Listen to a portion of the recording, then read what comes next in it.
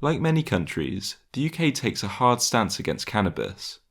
Cannabis in the UK is a Class B drug alongside ketamine and amphetamines, to name a couple, and possession of cannabis can lead to up to 5 years in prison and an unlimited fine, and supply and production of cannabis can lead to up to 14 years in prison, as well as an unlimited fine.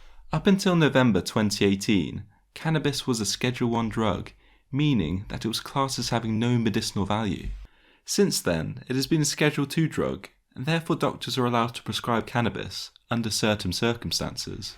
However, the amount of people able to receive cannabis through the NHS has been extremely limited, so for many patients suffering with chronic pain, the NHS will only prescribe painkillers such as fentanyl, which is many more times more potent than heroin. The only other legal avenue to obtain cannabis is to acquire a private prescription. These, however, can be unaffordable for many patients, with prices ranging from a few £100s to over £1,500. Also, the range of products on offer from private prescriptions are extremely limited, therefore not providing medicinal benefit to certain patients, as well as being often low quality. This, of course, leads to patients being arrested, unnecessarily persecuting people who just want to live their lives without pain or anxiety. Even if the patients aren't caught, the stress of being potentially arrested is likely to exacerbate a large number of chronic illnesses. One solution to this problem comes in the form of Cancard, which is a medical ID document created by the activist Carly Barton.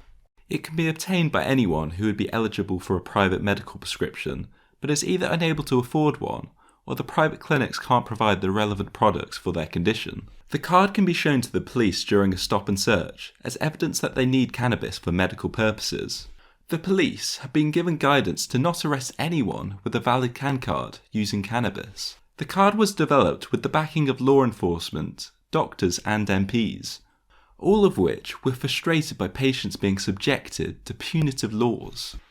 There's currently a postcode lottery in the UK, where some areas are strictly policed with regards to cannabis, facing the full force of the law, whereas in some areas, police turned a blind eye, and some people feel comfortable growing small amounts of cannabis for personal use. Police are often put in an awkward situation where they can clearly see an individual will suffer if they don't get their medicine, but also have a duty to the law and can be seen as not doing their job properly if they don't confiscate cannabis and potentially arresting patients for possession. The Cancard is not a get-out-of-jail-free card, since it only covers personal use, so if an individual is caught with several kilograms of cannabis, they're likely to be charged with intent to distribute. If you're thinking that people will be able to get away with smoking cannabis recreationally by creating a fake card, that's not going to be the case, since the card will be linked to a database, so the police will be able to verify whether the card is valid. However, police won't have access to the database, so won't be able to use the data if the card gets discontinued. While the Cancard is a step in the right direction to protect medicinal cannabis users, Cancard does not legally allow them to grow their own cannabis, and therefore it doesn't help to eliminate the black market supply, which is unregulated, so patients don't know exactly what they're buying, as well as black market money being used to fund illegal activities. The good news is this policy will be reviewed in February this year. It seems almost certain that the situation will come to a head very soon. With the aid of Cancard, potentially millions of medicinal cannabis users will no longer have to hide their cannabis use, and as a result, the stigma surrounding cannabis will slowly dissipate. This was already the trend in the UK before Cancard, but now the swell of support for cannabis decriminalisation might be too much for the government to ignore. But don't get your hopes up. The government are likely to ignore the calls of the public because we have Priti Patel as our Home Secretary, who has authoritarian instincts and seems to be completely out of touch with the war on drugs, making no effort to improve the situation. The Conservatives come across as extremely hypocritical when you consider that many high-profile Conservative MPs have admitted to using cocaine and cannabis, as well as the Prime Minister Boris Johnson. I'll now show you a couple of clips, one to illustrate how punitive Priti Patel is when dealing with drug offenders, and a bonus clip to show how unwilling she is to take responsibility for the failings of her government. Young man came in, he was 5, he doesn't have any connection back in Jamaica. He got into trouble when he was 17. He got involved in dabbling with drugs. He was in jail for 14 months. He's not done anything before or since.